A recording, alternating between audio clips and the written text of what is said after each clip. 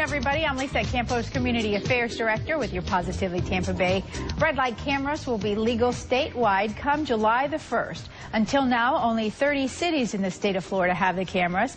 The new law is officially known as the Mark Wandall Traffic Safety Act. It's named after the Bradenton man who was killed in 2003.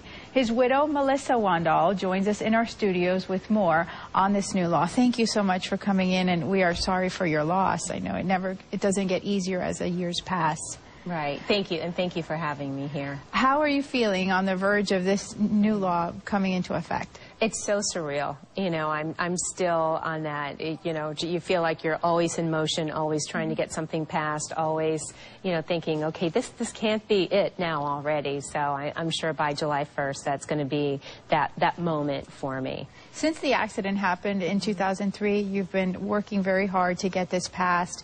The road has not been an easy one. AAA and several other opponents have come forward saying that they did not feel that this was a good idea, that it was perhaps a violation of privacy acts, and yet you were able to convince legislators that this is the right thing to do. What do you think was that convincing piece?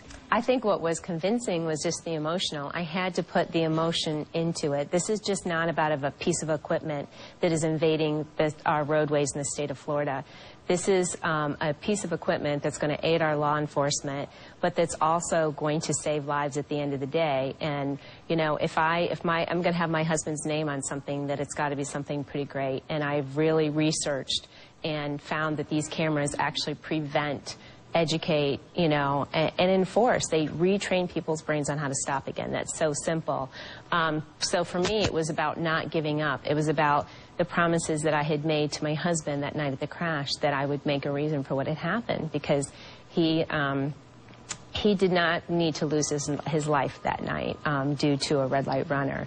So for me, it was just that passion, that purpose, and that love that I have for him. And you shared with me earlier that the red light runner, this was not the first time that this person had done this. Yeah, unfortunately, the motorist had several points on her license when she had run that light that night, and she had previously gotten a ticket for running a red light.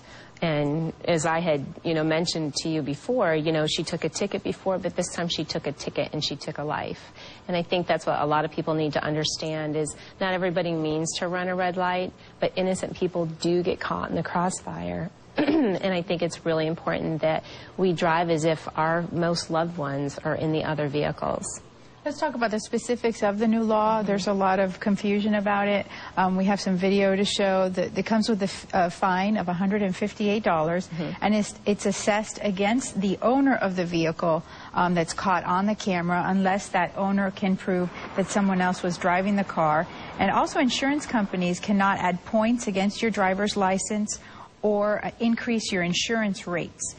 So those are the specifics. Again, the law goes into effect on July the 1st. Melissa, thanks so much for joining us, and we congratulate you on this. It's very important to your family. Absolutely. Thank you, and thank you for having us and letting people know to just stop on red, that they can take part in saving lives. Thank you. And thanks for watching, everybody. ABC Action News. We'll be right back.